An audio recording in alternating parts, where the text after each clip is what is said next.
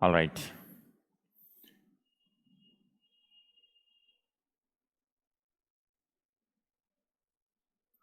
You see this here. Now, up to now, we have seen what are the various socio-economic conditions when Buddhism, Jainism, and likewise many other sects also emerged. Today, we are going to turn towards the political angle. This, in our first time in our entire history, Magadha occupies very significant place because for the first time in our Indian political history, a small kingdom, Magadha, it enlarged into the first empire. That's why Magadha always occupies significant place in our history. There are various causes for it. In terms of UPSC examination, we have to see like what are the factors. Total 16 Mahajanapadas were there. Despite 16 Mahajanapadas, why only Magadha got the opportunity to expand its territories? Why not other Mahajanapadas? This is very, very important question with respect to our examination. Can you write this question?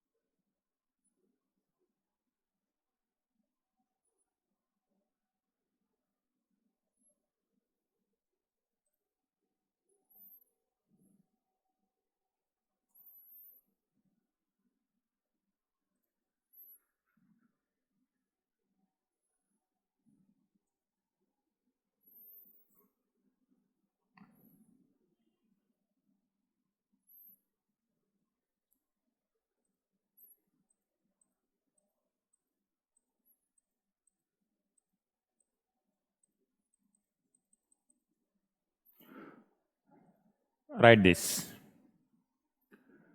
Analyze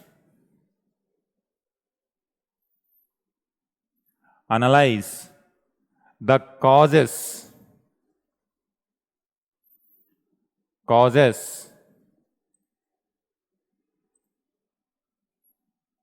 of the success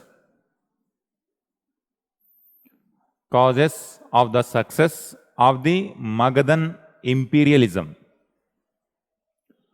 of the Magadhan imperialism up to the reign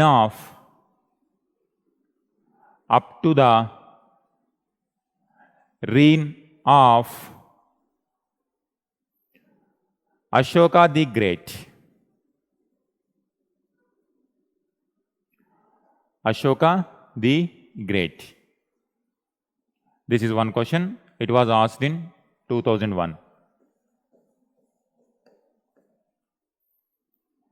Second question.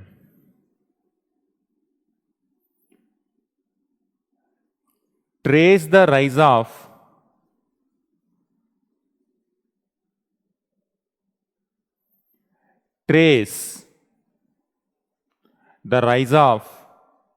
Magadhan imperialism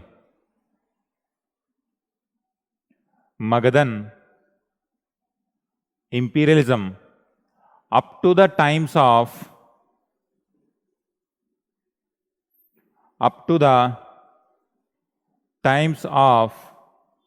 the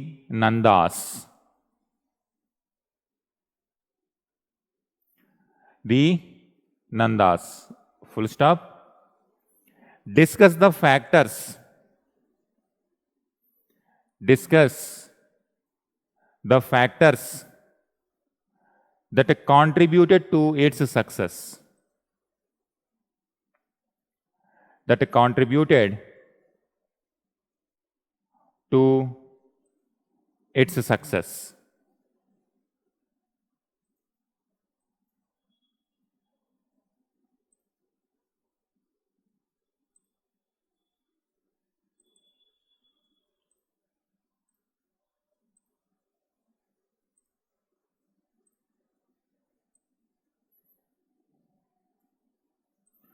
With respect to rise of Magadha, this is how questions are coming.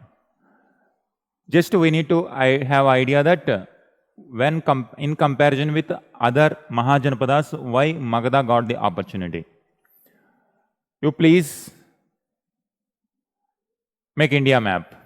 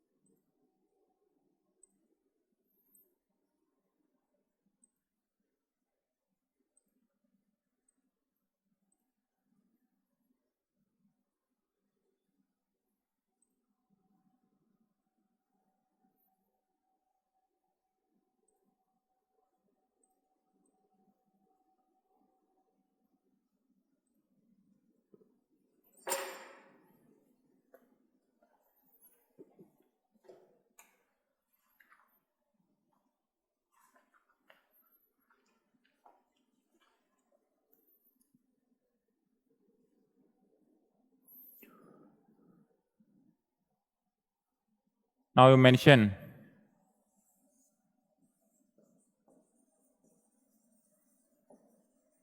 Magadha, Kosala,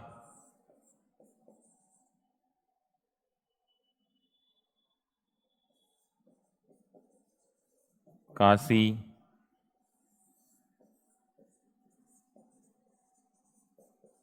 Avanti,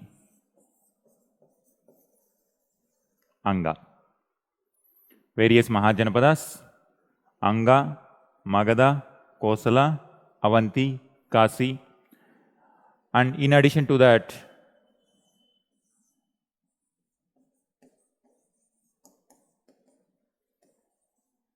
you can simply write Vajji Republic,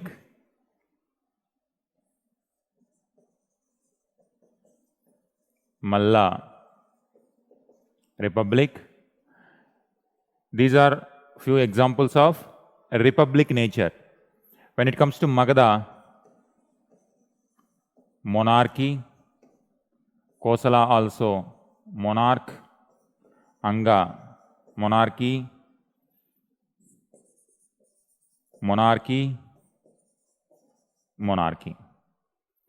So in 6th century BC, we have two types of polities. One is monarchical system, another one is republican system. When it comes to Magadha, it is a monarchy. Note down this. And likewise, we have many Mahajanapadas like Gandhara, Cambodge,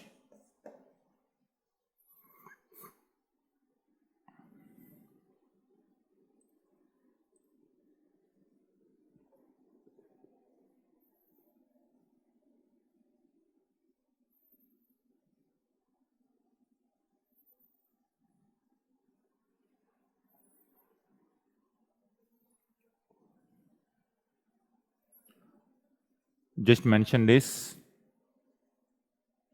These are the existing political setup in 6th century BCE.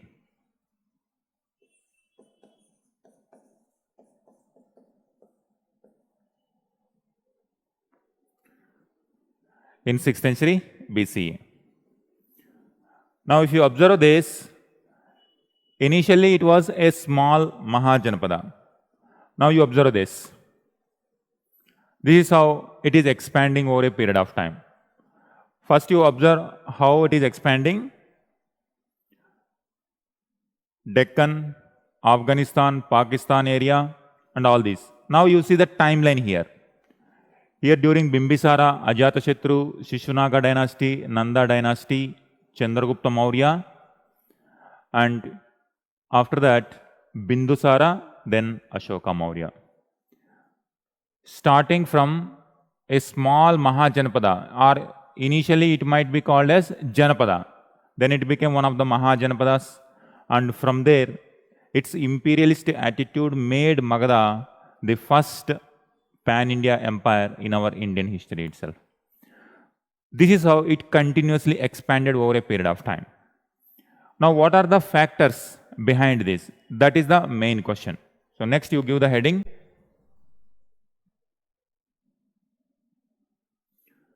Factors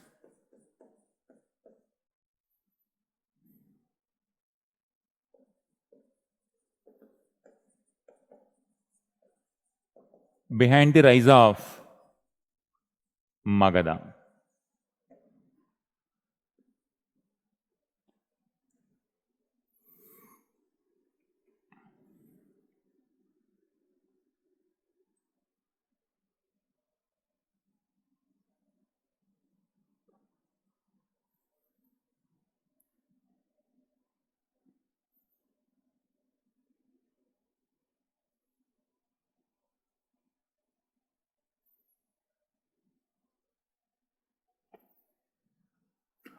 Factors behind the rise of Magadha.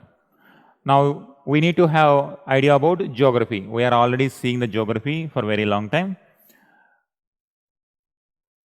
Now you see this.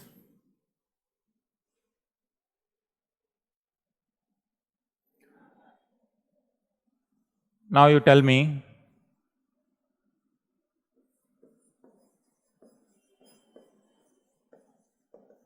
geographical factors.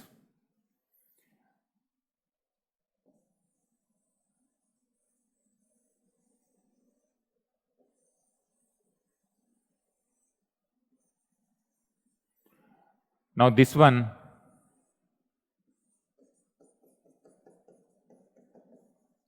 alluvial soil.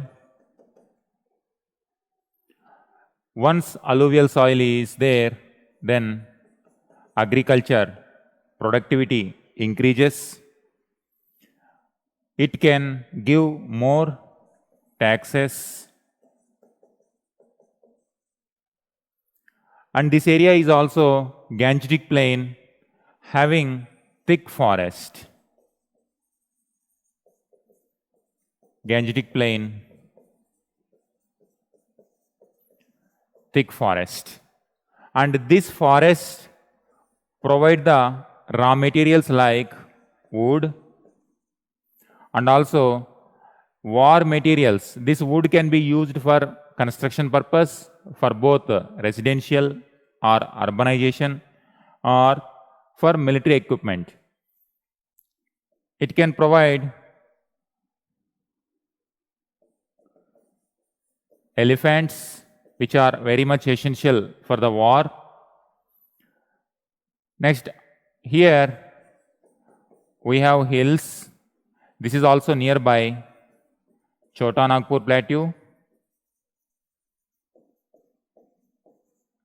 And this Chota Nagpur plateau is having iron ore.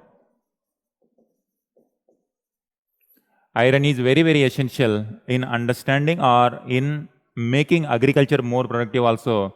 It can be used for making war material also. This iron mineral is used for agriculture as well as for military equipment.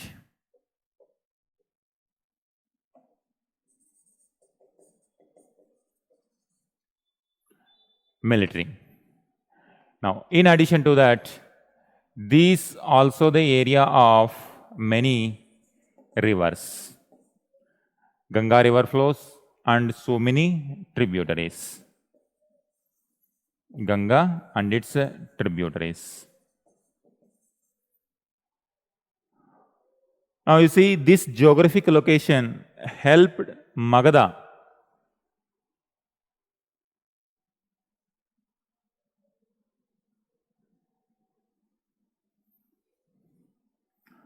even today itself you will see the greenery in Gangetic Valley. Greenery means forest area or trees. You can imagine around 6th century BCE what kind of forest, very thick forest. That is why till the emergence of iron, people could not colonize Gangetic Valley very easily. Only during later Vedic time period with emergence of iron, Vedic people also cleared with iron. Initially they used fire, not even iron. With the fire they used to clear. With the emergence of iron, gradually they expanded. And here, very, very thick forest. Because of this, resource-wise, they got very good opportunity while clearing the forest. Iron is also there. Very fertile agriculture land, a lot of taxation, and also rivers. And these rivers provided water also, as well as transportation also. Because of this unique geographic location, it helped Magadha to become such a powerful one. All right. First you make this diagram, then I will give few points. You note down. Just make a note of this. Draw this. Once it is done, please let me know.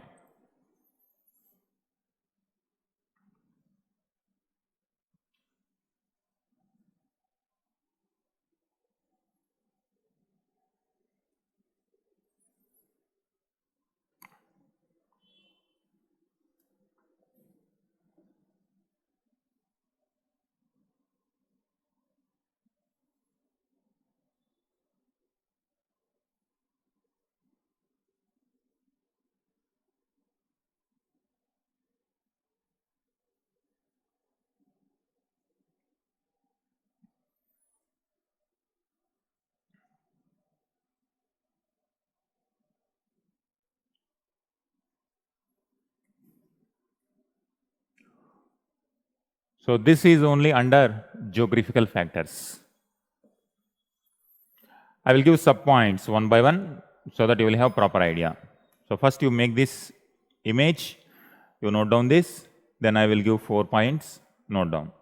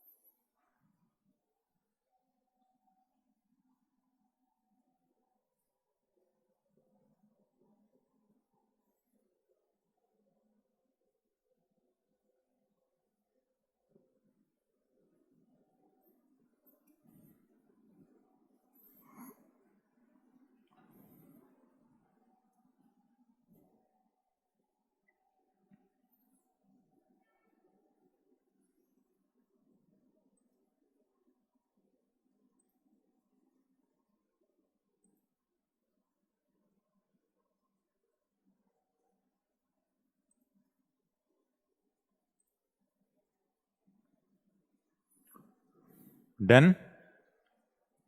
All right.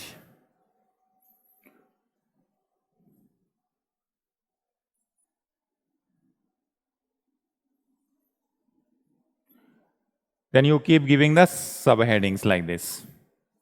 Geographical factors. First one, fertile land. And under this, one small sentence.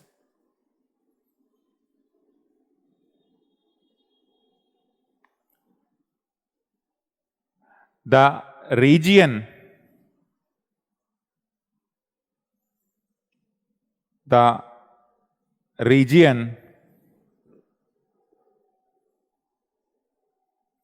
contains fertile land along the Ganges.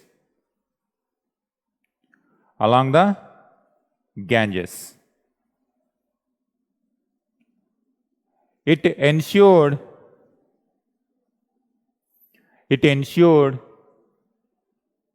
economic prosperity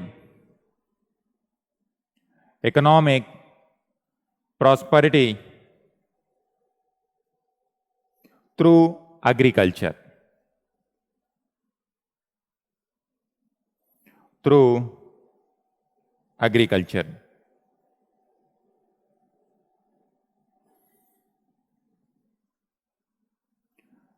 Next one, natural defenses.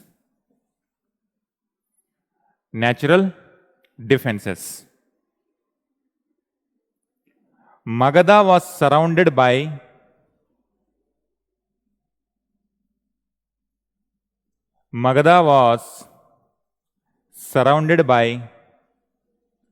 natural barriers like hills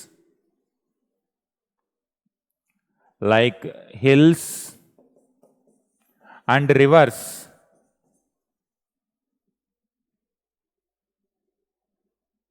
Magadha was surrounded by natural barriers like hills and rivers. They provided defense against invasions.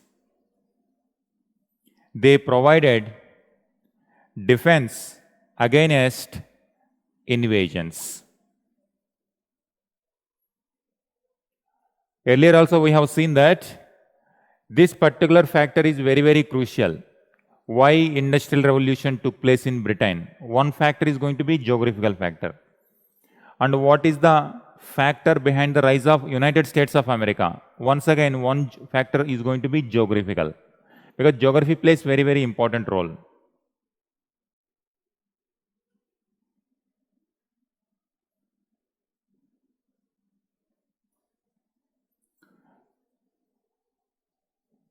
Next one, forest area.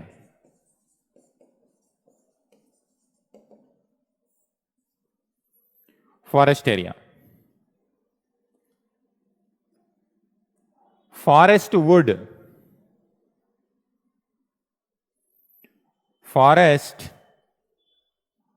wood was used for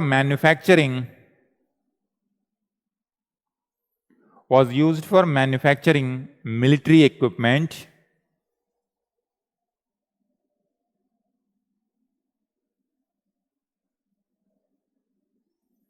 full stop. Animals like elephants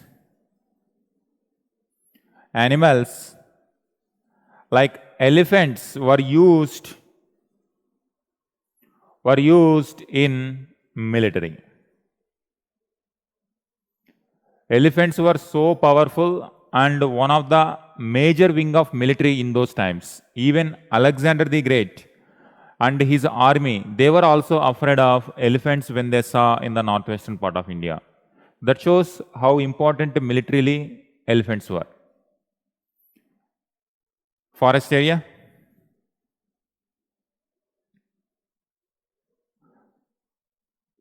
Next one, iron ore.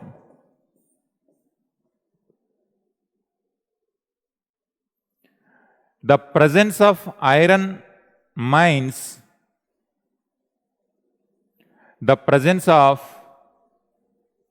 iron mines in the region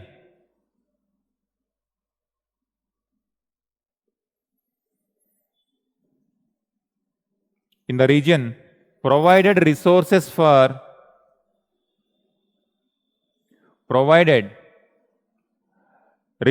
for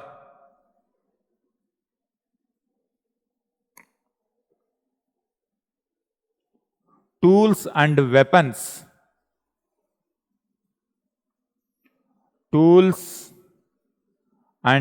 weapons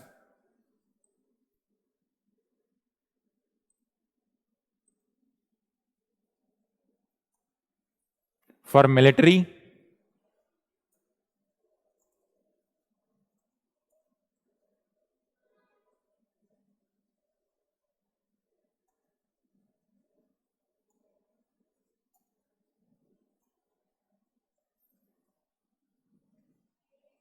tools and weapons for military. Full stop. Iron was also used for agriculture and artisanal activities.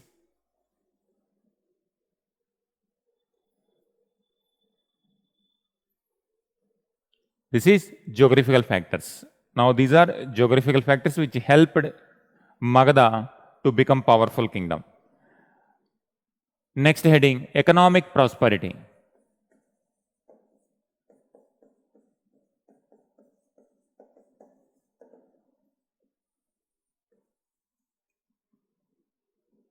Geographical factors. So we are talking about what are the factors for the rise of Magadha. Geographical factors, then economic factors. Likewise, we are going to see economic prosperity. Agriculture,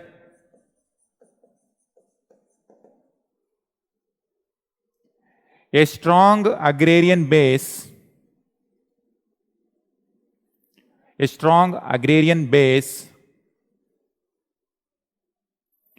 helped Magadha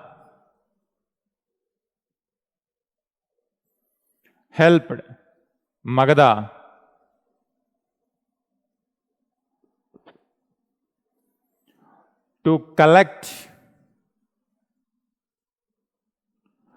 collect huge land revenue,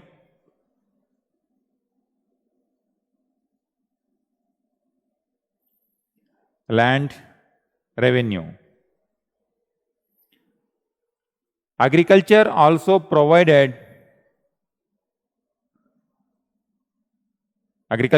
provided raw materials to industrial activities.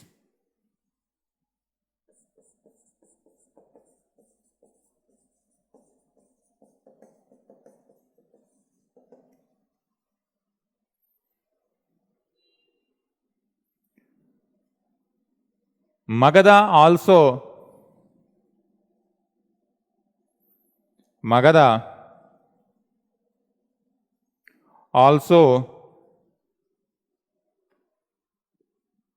enjoyed the advantage of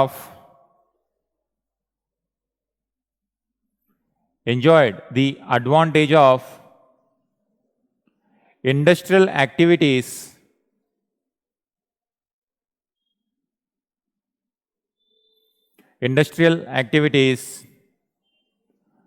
due to second urbanization.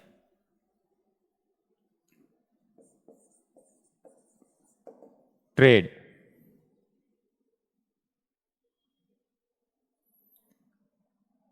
Magadha's location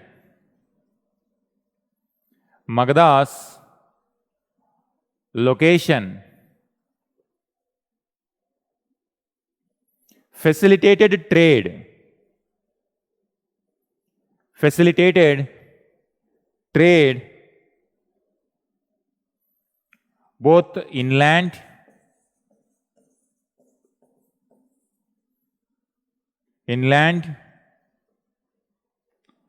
and with distant lands.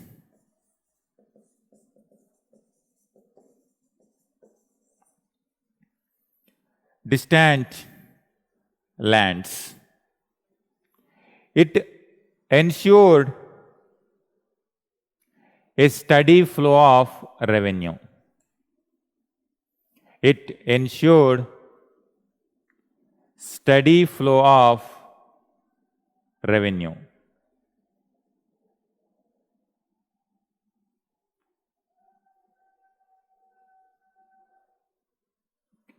Economic prosperity. Geographical factors came, economic prosperity or social economic factors, then social factors.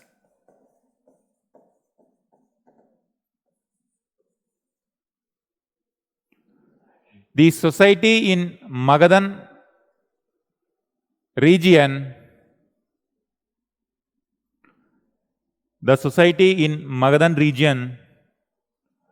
comparing with this part is more liberal.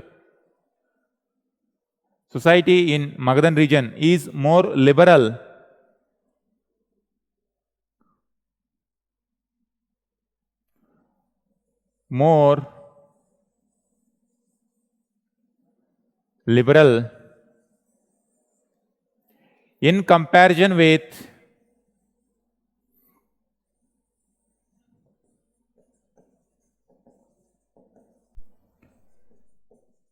in comparison with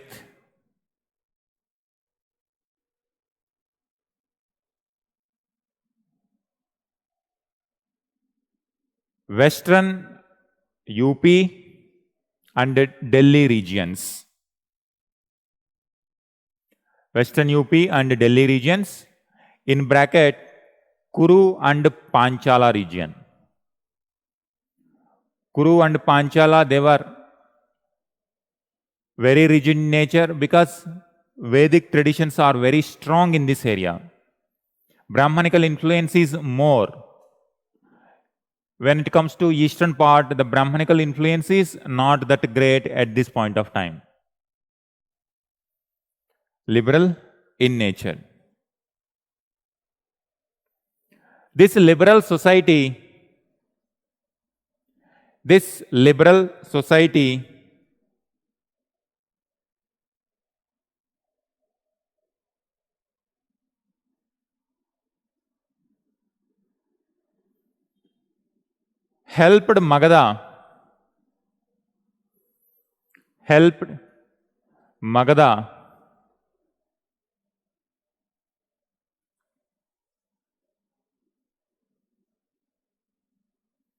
helped Magadha to provide able and efficient people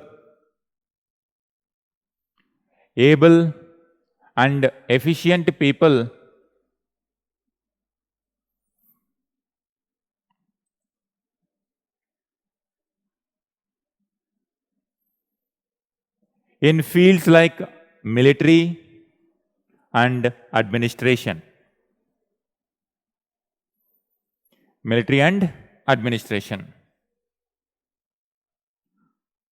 Social factors done. Then military strength.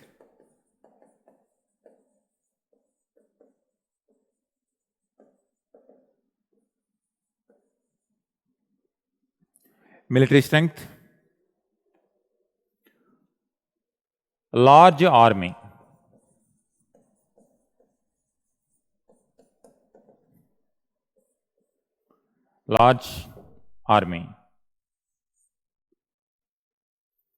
The rulers of Magadha,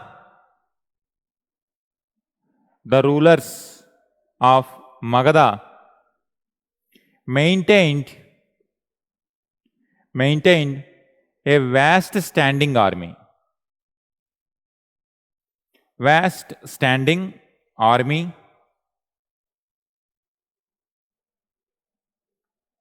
It was also equipped with advanced weaponry.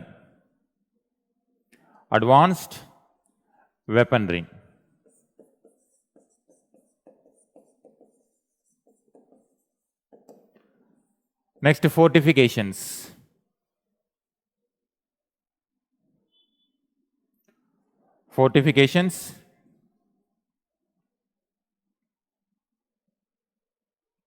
The capital of Magadha, Rajgir,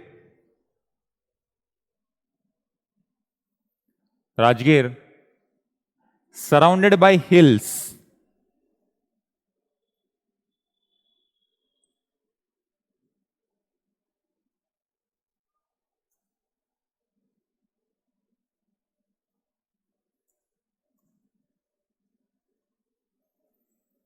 Surrounded by hills, in bracket five hills. Surrounded by hills and provided strategic advantage during wars.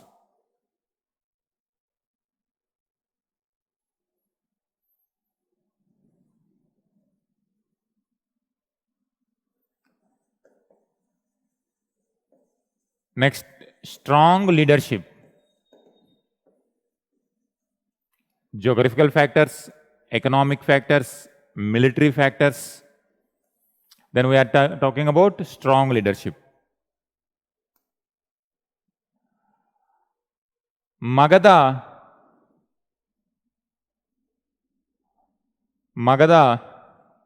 was ruled by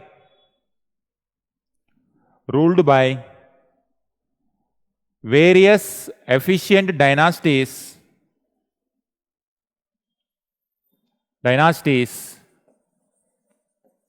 like Haryanka, Shishunaga, Nanda, and Mauryas.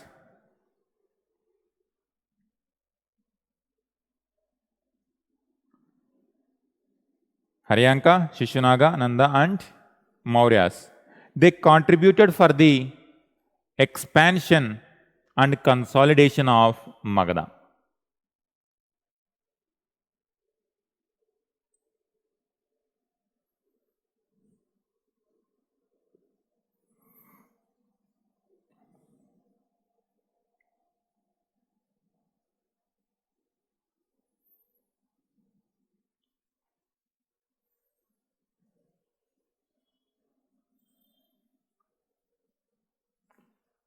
Next, another factor, last one, diplomatic alliances.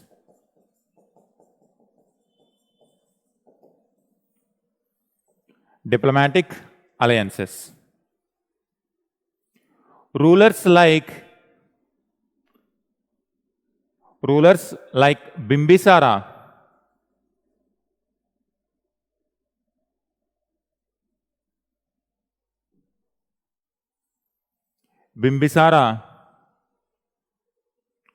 strengthened the position of Magadha. Strengthened the position of Magadha through diplomatic efforts. Through diplomatic efforts like marriage alliances,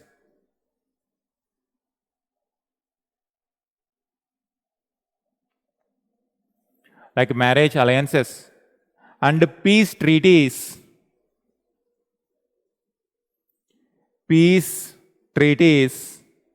with neighboring countries or with neighboring Mahajanapadas.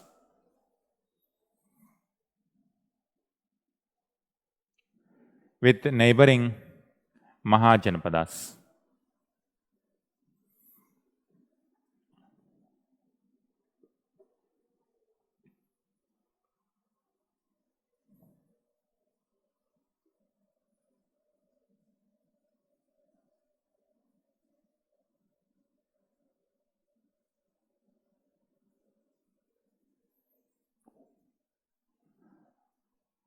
Now, at this point of time in 6th century BCE, let us see some people involved in this.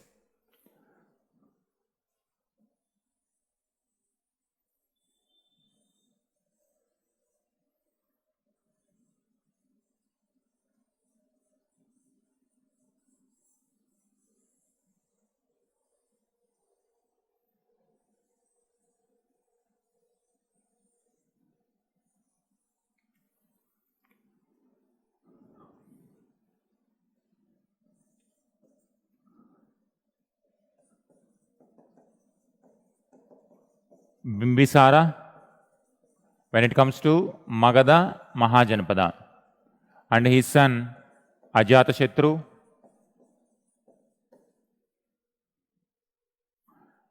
then Udayan,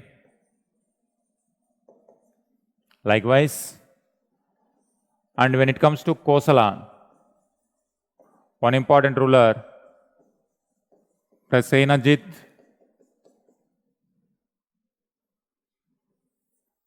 Avanti, Pradyota. Around this time period, in this area, Gautama Buddha and Vajji Mahavira.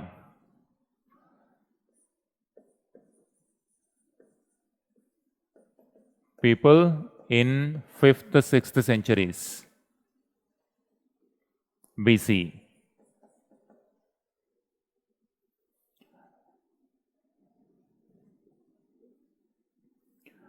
And here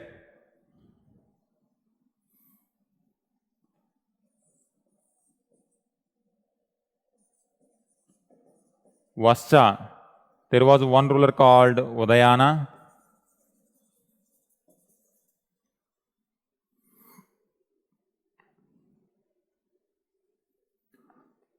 Udayana.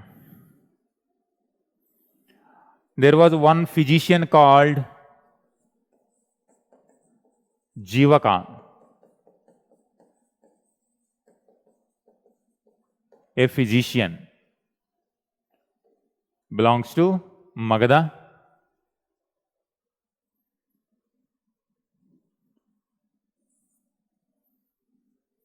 Initially, Bimbisara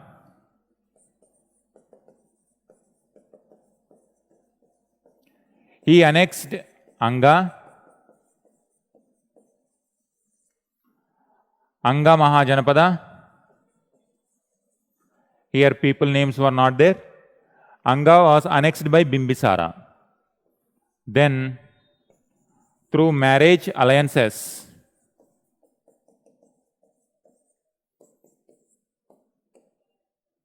he got Kashi region from Kosala.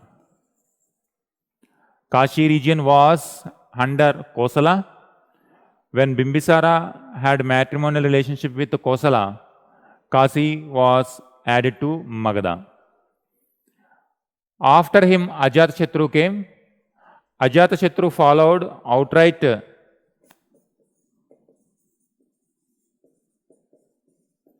wars with both Kosala plus Vajji confederacy and annexed them. During Bimbisara time period, Anga became part of it and Kashi became part of it. And when Ajatashatru came, Vajji confederacy, Kosala directly came under control. And later Shishunagas, some more territories were added.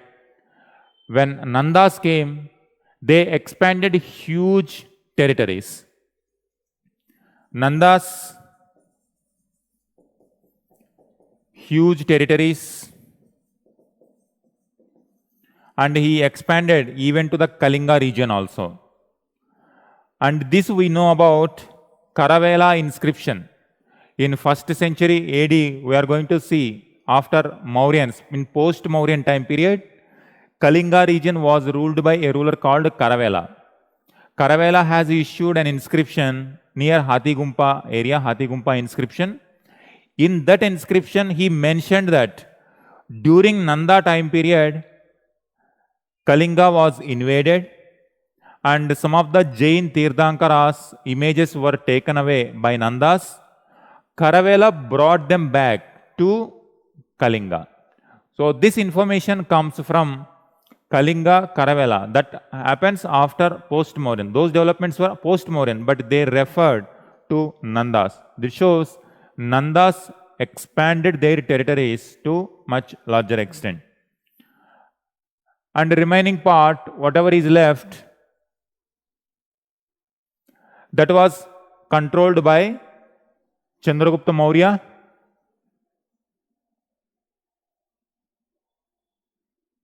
So this is how you can see this: Bimbisara, Ajatashatru, Shishunaga dynasty, Nanda dynasty, Chandragupta Maurya, and then Bindusara, then Ashoka Maurya. So this is how it was continuously expanding. As the empire was expanding, the power of Magadha was increasing, and by the time Ashoka came, almost entire Indian subcontinent, for the first time, it was unified. Is it all right? These are various factors behind the rise of Magadha.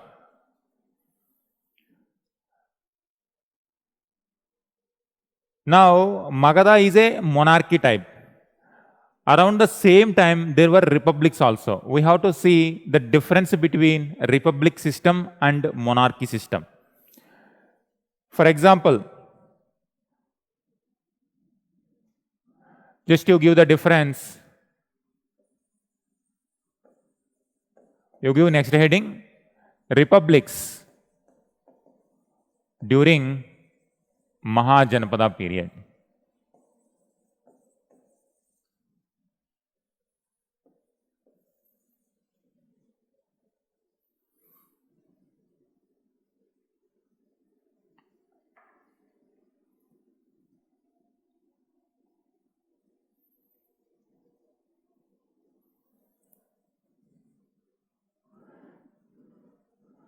Note down this. Like introduction,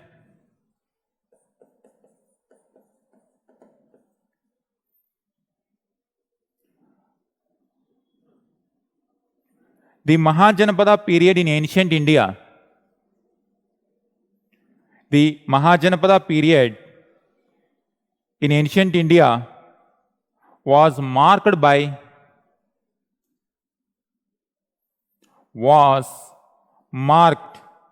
by the emergence of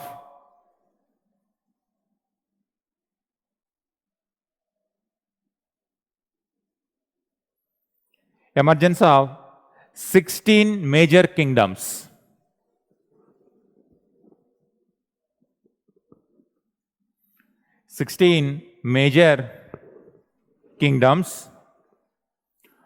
Among these, certain entities functioned not as monarchies,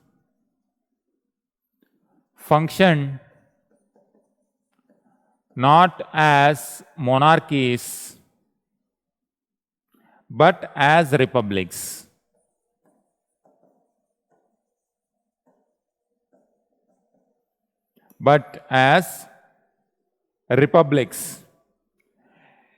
Republics were also called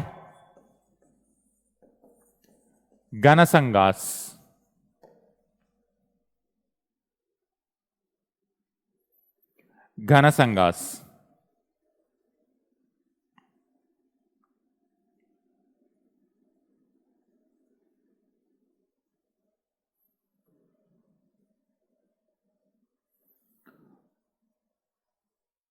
Next, you give characteristics of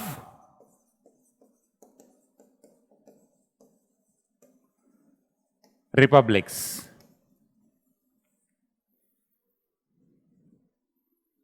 Characteristics of republics.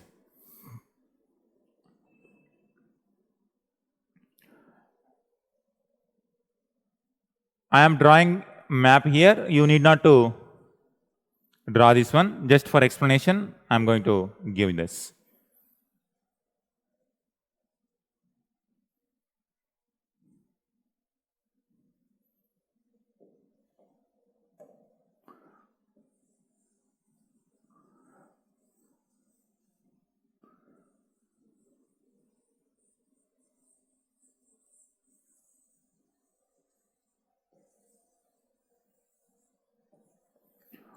You remember,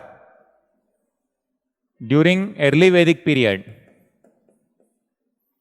What is the nature of polity? Who is the chief of the tribe? What is the name of the chief of the tribe? During Rigvedic period.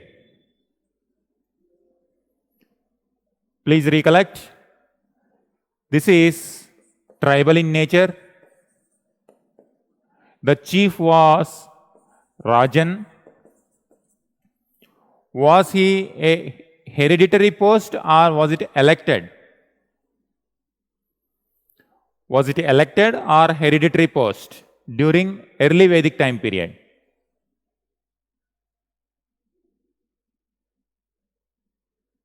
Am I audible to you? Rajan, he was elected and assemblies were there, and these assemblies were electing Rajan.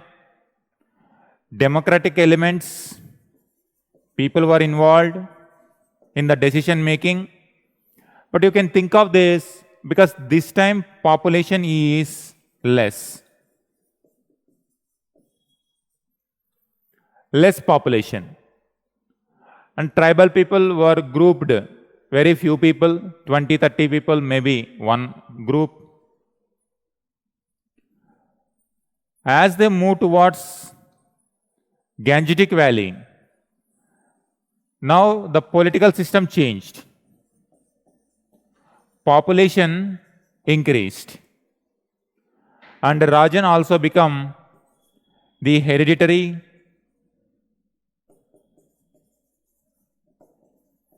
From the same family, people were becoming the rulers, and this is how single ruler monarchy system established.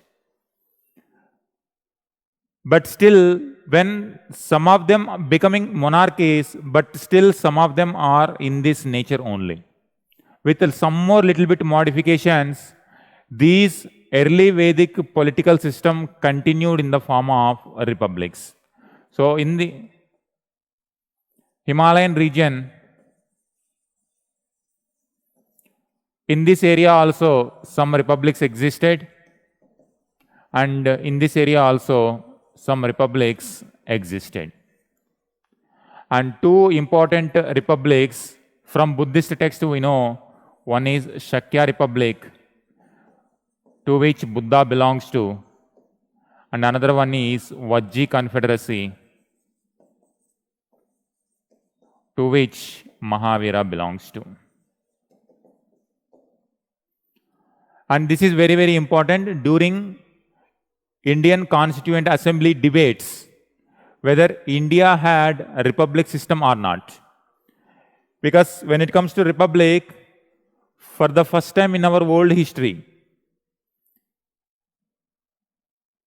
after American War of Independence, America has followed republican system. Republic up to here, monarchy, king or queen is at the top. But after American War of Independence, earlier this was also colony of British.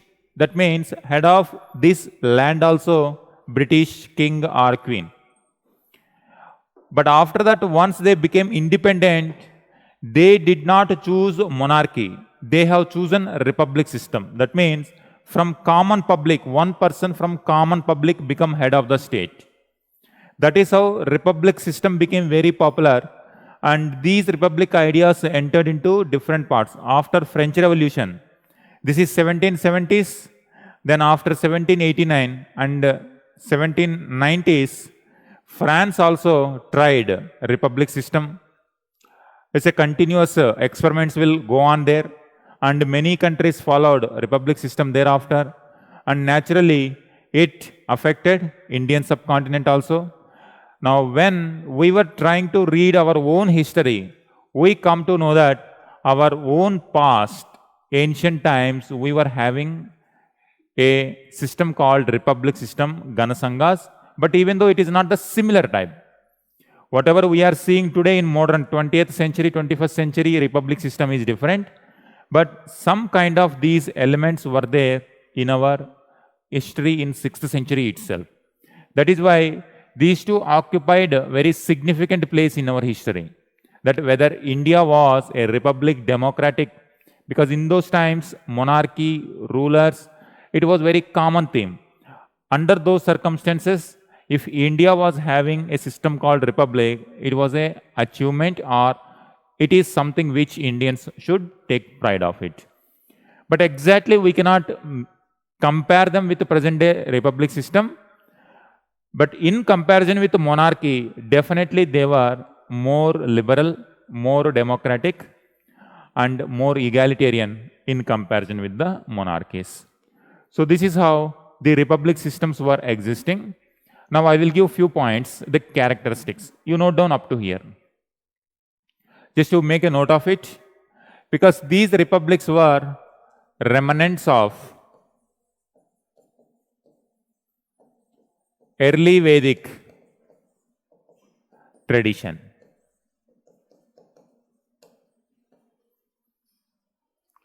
Once early Vedic became later Vedic time period, and despite some of them are becoming monarchies, still the previous tradition continued. So it is like during Harappan, mature Harappan phase also, we have Chalcolithic cultures. And after late Harappan also, some of the elements of Harappan continued. So likewise, previous elements will keep continuing in the next generation also. Just note down this, then I will give few points, then we will move on.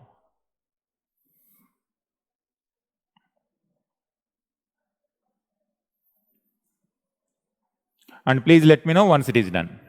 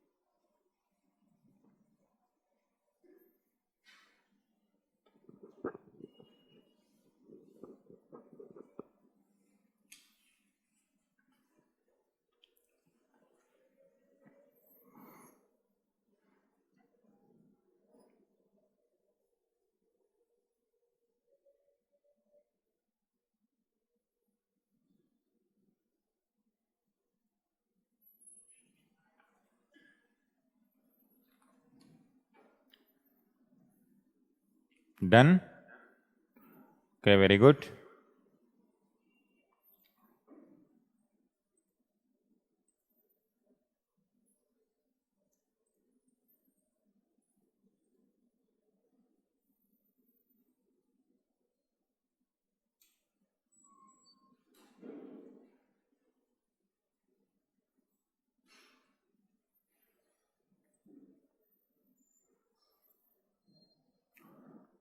You note down this difference between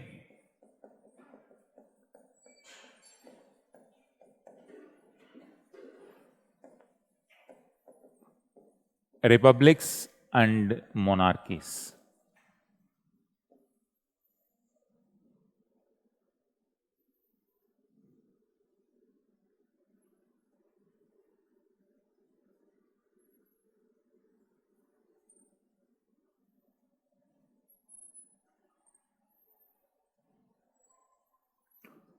Give this republic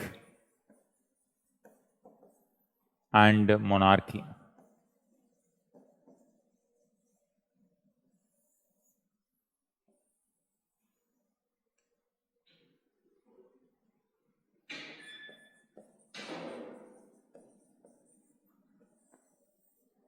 Ruled by.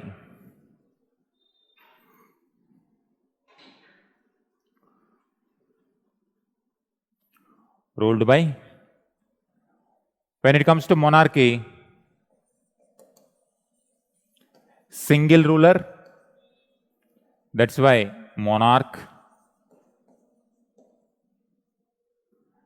Here, multiple people. This is also called oligarchy. This is not a pure democratic tradition. We call oligarchy. Oligarchy.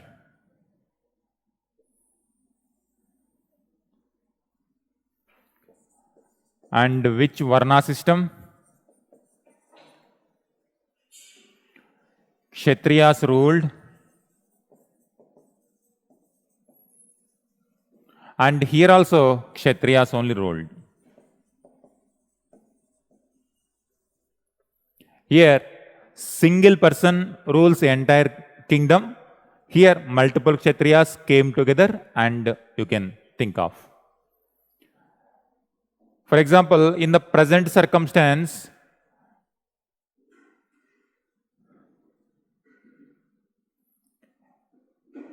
because in republics in early Vedic time period, single ruler was not able to control because the tribal nature, the tribal characteristics are very dominant.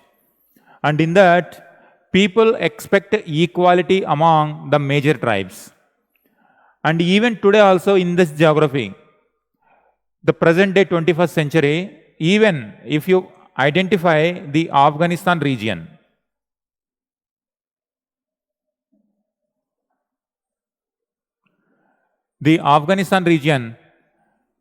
you can see always instability in Afghanistan region. Why do you think that is happening here? Here the tribal character is dominating. Whenever in hilly region, this is not only in Afghanistan area, even in our northeastern part also, here more or less egalitarian character is very high. Tribal people, different tribal identities will be there, and it is not easy that to integrate every tribe into under single authority. That's why the best possible agreement to make stability, peace in the region is equality among all tribal people. That's why in Afghanistan also today, if one area controlled by one particular region, one particular group, that group cannot have the control over the other group or other area. Because in this part, some people will be dominant. In this part, some people will be dominant. In this part, some people will be dominant. In medieval time period also, we are going to see Afghan theory of kingship. In Afghan theory of kingship, it is not individual single ruler controls everyone. It is all the nobles were equal. King is nothing but the first among the equals. So that kind of characteristic even today also it is persisting. And in 6th century BCE, republics means it is not the people. People are not becoming the rulers. Only in Kshatriya themselves, but not one family, but many families rule together. But in comparison to monarchy, this is allowing more number of people to participate in the administration. Varna system, Kshatriya ruled by single and many people.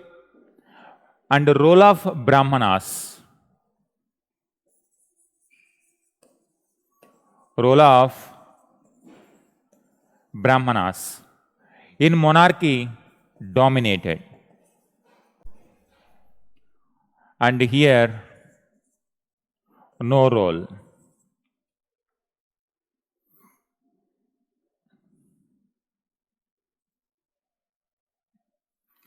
In this dominated, greatly influenced monarchical system. Here, very less importance. And it's very natural that the rise of Buddhism, Jainism, new ideas that emerged in republics, not in monarchies. Because any new idea is going to be curtailed by monarchy, strong monarchy. But here, the Brahmanical domination is less. That's why when new idea emerged, people in these republics, they readily accepted it. And the rulers also did not stop the new ideas. And on top of it, the person who is giving these new ideas, Kshatriya only. Buddha belongs to Kshatriya, Mahavira also belongs to Kshatriya. As a result, there was readily acceptance to the new ideas. And this is one of the reasons why these new ideas flourished in Republican part. Next, military strength.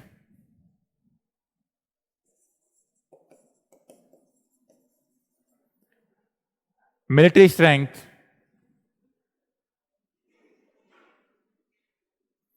And when it comes to monarchy, they maintained standing army, centralized army, standing army, controlled by monarch.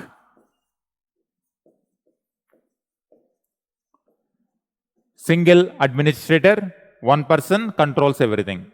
But when it comes to military, in republic, it is not the standing army. It is oligarchy.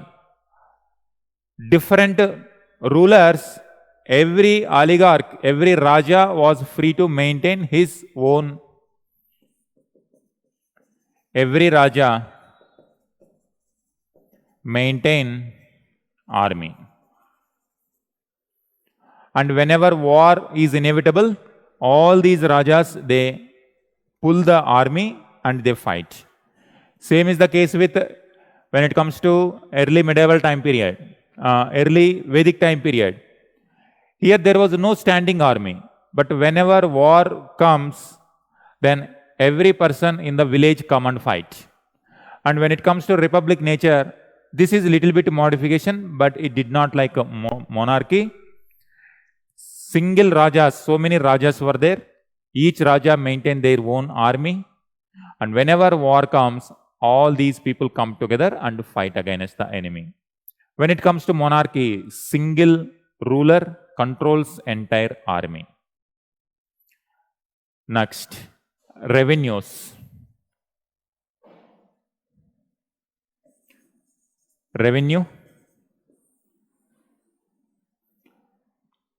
When it comes to revenue, here single ruler, whatever revenue extracted in monarchy is controlling by single ruler.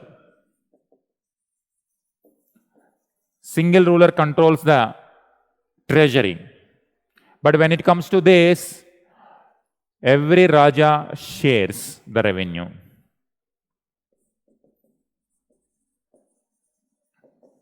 Every Raja share the revenue.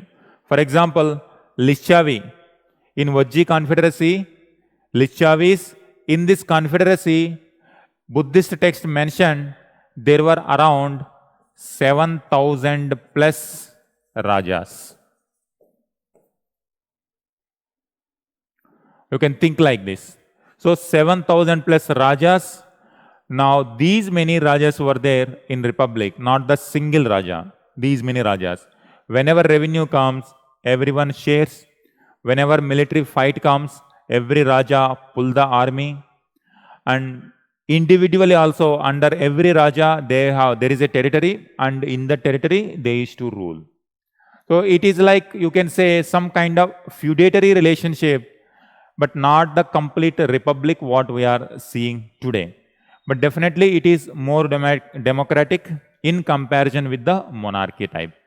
So just if you compare monarchy and republic, more democratic, but not the modern day democracy. That's why during British time period, because we have to give the befitting reply to the British, they were saying that we don't know democracy, we don't know republic system, we don't know the modern ideals.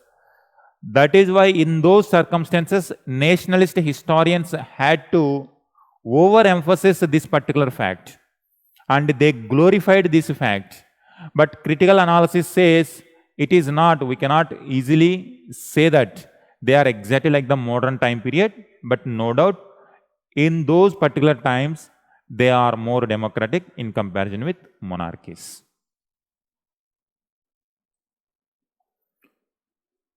Is it clear?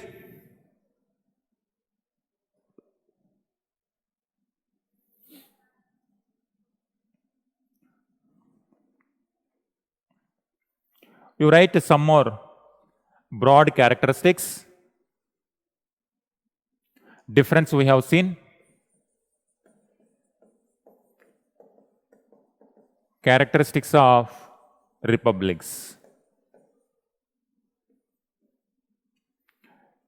Just broadly, few lines. One is oligarchic.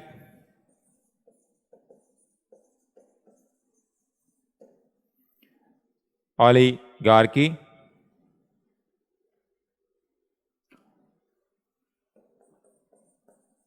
Write few words.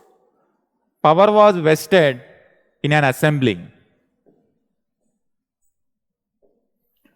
Power was vested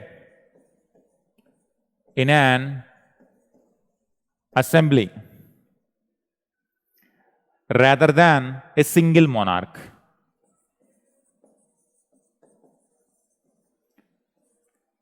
Rather than a single monarch. Not single monarch, but assembly. Second one, inclusive governance. Inclusive governance. More participative. More participative. It is more participative. Large sections participated in governance.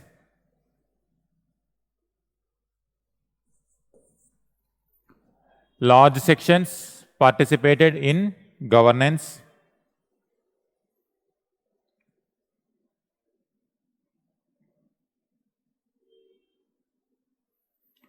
And they used to take administrative and judicial functions. Administrative and judicial functions. Next one, absence of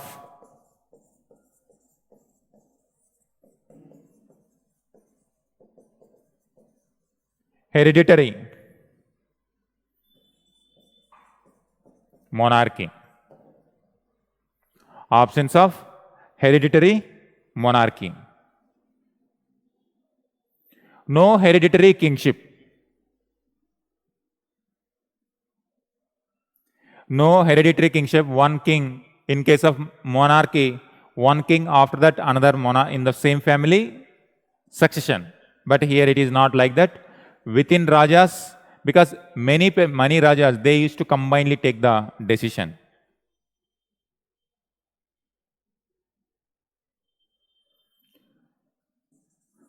Decentralized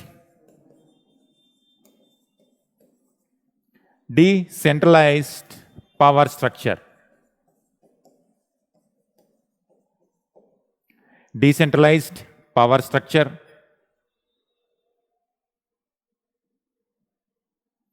Decisions were taken collectively. In case of monarchy, single monarch, ruler himself take the decisions, but here collective decision.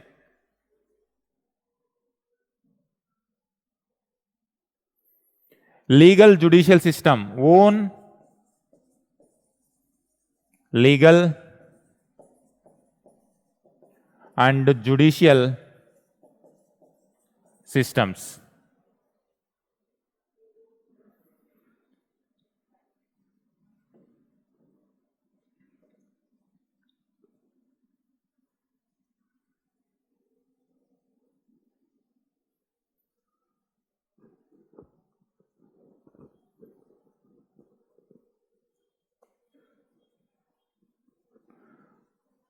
When it comes to monarchy, Brahmanical system dominates, but here they have their own legal systems according to their social circumstance and geographic location. Next one.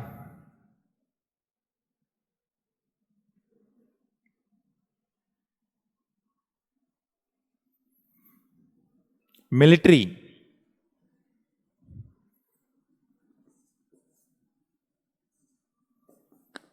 Decentralized military. It is not a standing army, centralized, decentralized military.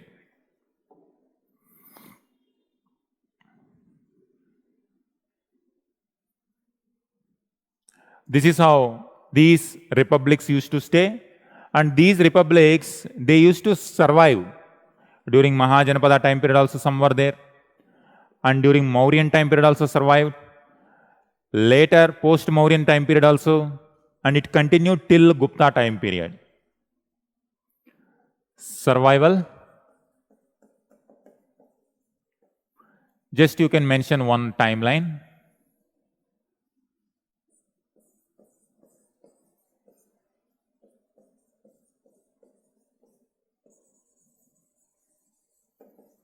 Mahajanpadas.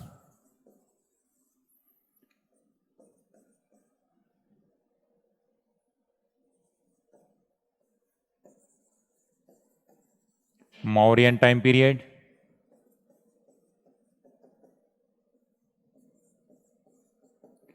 Post-Mauryan.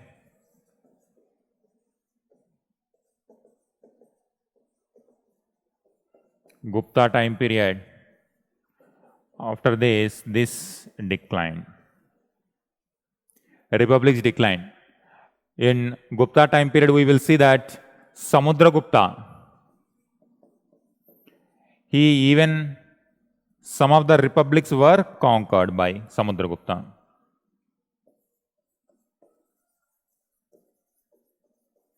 Conquered some republics. So this shows that these republics were continuously there till that point of time, almost 1,000 years. We are in 600 BCE, now 600 AD. Almost 1,000 years they survived.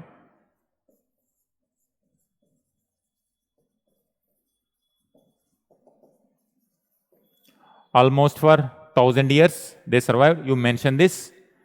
Just we will mention factors for the decline of republics.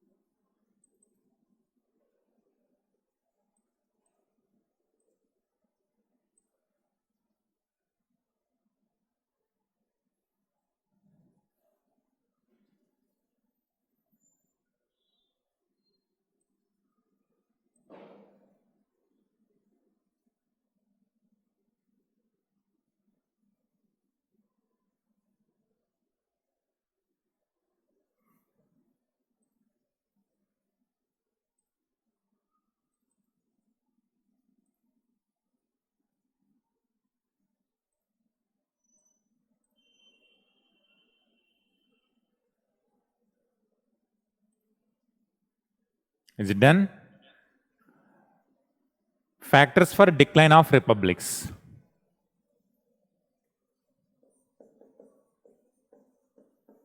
Factors for decline of republics.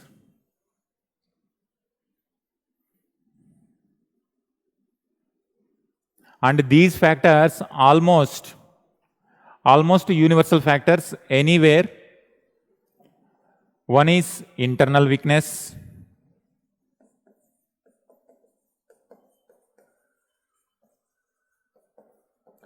internal conflicts.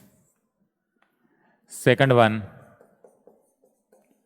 external aggression.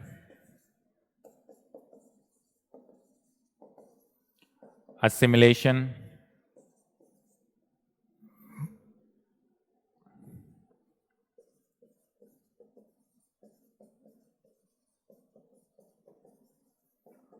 Social stratification.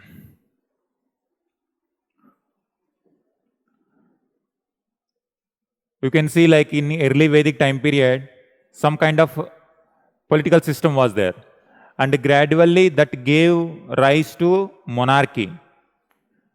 Internal conflicts. It is not single ruler. 7,000 plus rajas. Now you see, whether in terms of sharing revenue, conflicts may arise.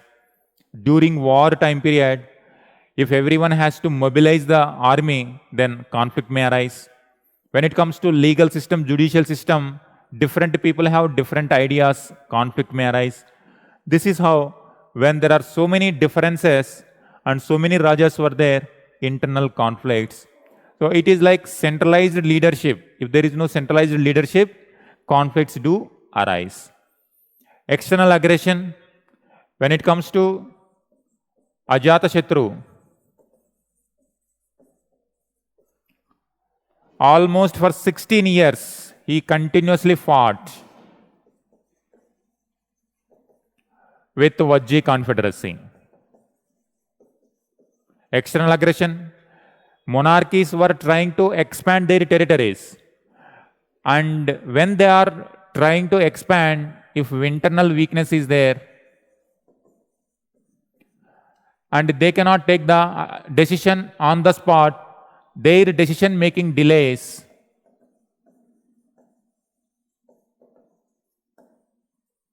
And meanwhile, the monarchies will conquer these territories.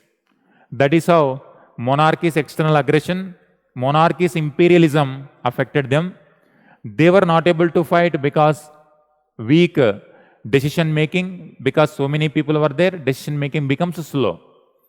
But as long as there was unity, even strong monarchies were also not able to conquer. That is why even such a powerful Ajatashatru also could take 16 years. He could conquer other territories very easily, other monarchies very easily, but not the Vajji confederacy. And it became successful only after creating differences within rajas. So he used this tactic to break the alliance, break the unity, then only after that he could conquer Vajji confederacy. Then assimilation, gradually they themselves will assimilate with the monarchy system, like through marriage alliances. For example, whenever monarchy had matrimonial, for example, during Bimbisara itself, the father of Ajatashatru, Bimbisara, had matrimonial relationship with Vajji confederacy. And in that process, gradual assimilation also takes place. And social stratification. Earlier, when egalitarian society was there, if the society is egalitarian, in early Vedic time period, egalitarian, all tribal people more or less similar economic condition, and they used to participate and in the decision making assembly, all of them equal. But when egalitarian system is gone, whenever wealth inequalities, when social stratification comes, gradually this decision making among the rajas also weakens, and gradually the power will be concentrated in single hand. So this egalitarian nature disappear.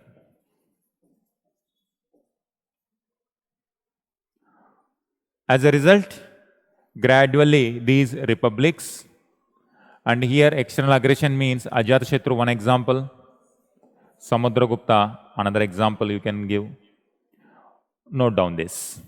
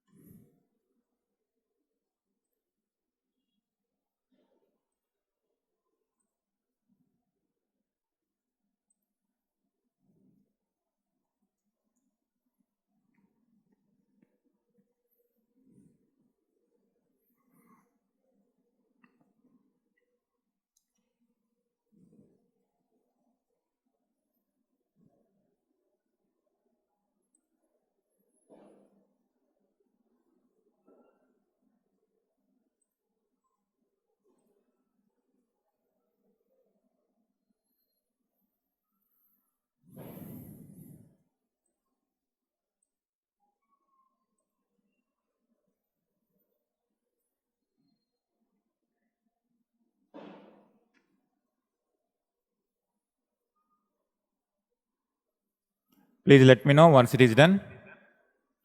I will give you one question.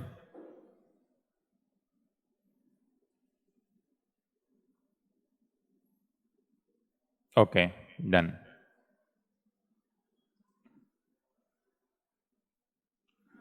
All right, write one question.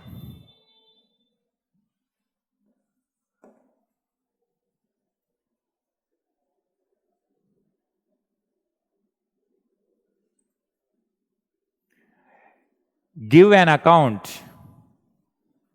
Give an account of the republics. Give an account of the republics in the pre-Mauryan period. Republics in the pre-Mauryan period. Discuss the full stop. Discuss the factors. Discuss the factors which contributed. Discuss the factors which contributed to their decline.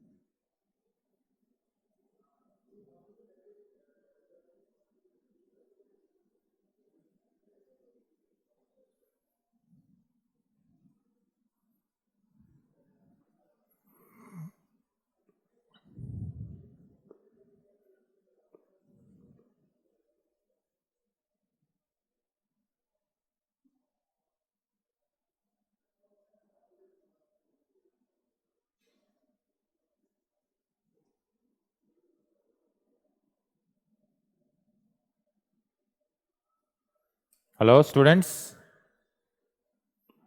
Am I audible?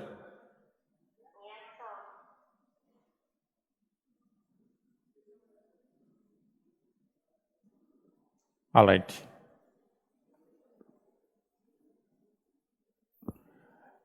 This is the question.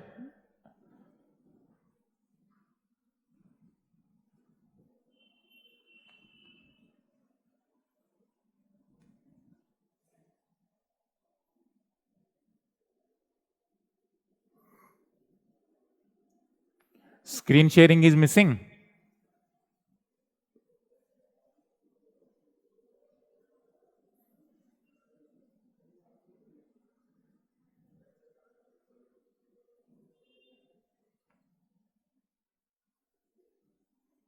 All right.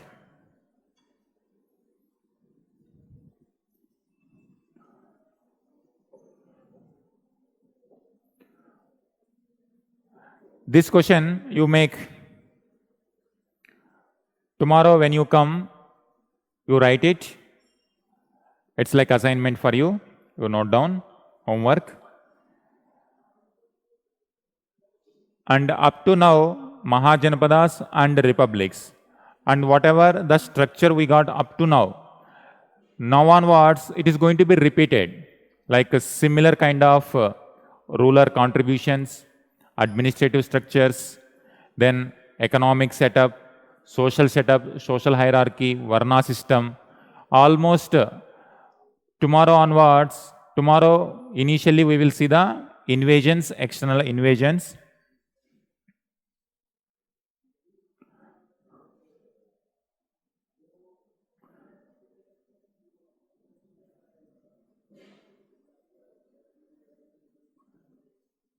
For the first time, the northwestern part we are going to see.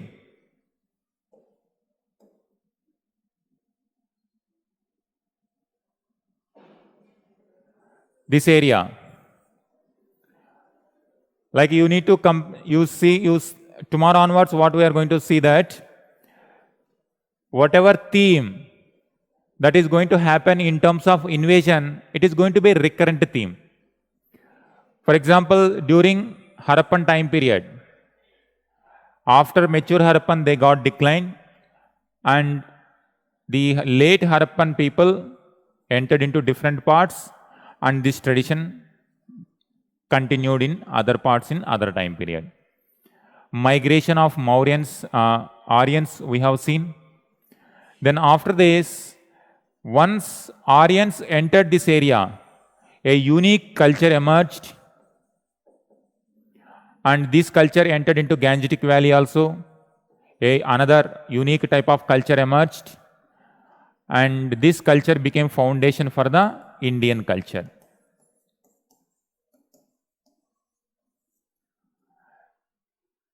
Gradually, rise of Mahajanapadas, kingdoms also emerged, and these kingdoms, one of the kingdoms is Magadha, and Magadha gradually expanding into different parts.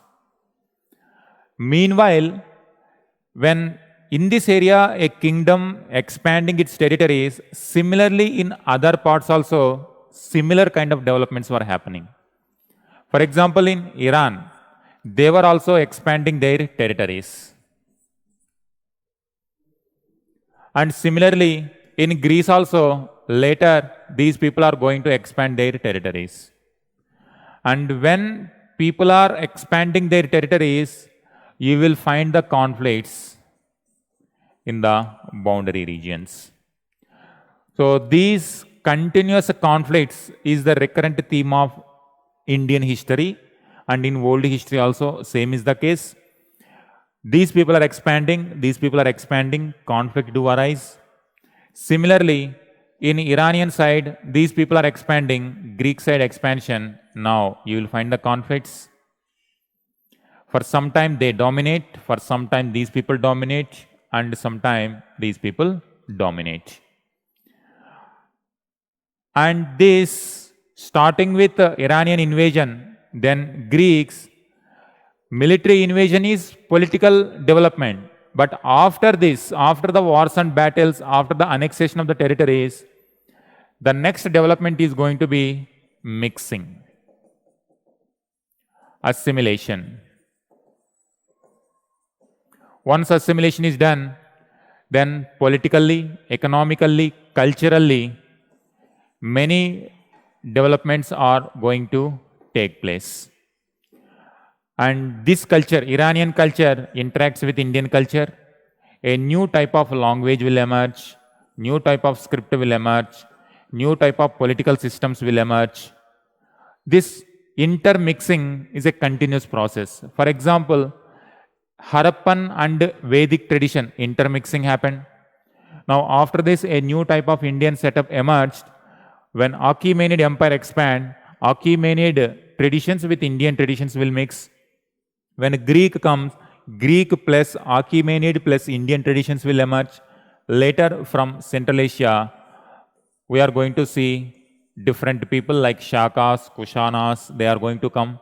Once again, intermixing takes place. So tomorrow onwards, we are going to see this intermixing. This intermixing is a continuous recurrent theme until medieval time period. Delhi Sultanate will emerge, Mughals will emerge. This northwestern part is going to become a bridge of the intermixing of cultures. So tomorrow is very, very important. Whatever we are going to learn tomorrow, this same applies for the medieval time period also. What are the reasons for Ghazni raids, then establishment of Delhi Sultanate, then coming of Mughals, from this area only. For the first time in our history, we are going to see such invasions from Achaemenid Empire, Iranian people. Later Greeks, Alexander comes to this part, and thereafter assimilation is going to take place. Unique Indian culture, now it is going to take turn with the emergence of new people, continuous migrations. Some are peaceful, some are warriors, some are military conquest. And because of this, we are going to see, because from this time period onwards, we have a number of references. When it comes to Harappan people and Vedic people, we don't have much references. How Vedic people or Aryan people migration affected the Harappan people. We don't have much evidence, literary evidence or archaeological evidence. But now onwards, we have so many references in Achaemenid Empire, Persian literature, Greek literature, Indian traditions.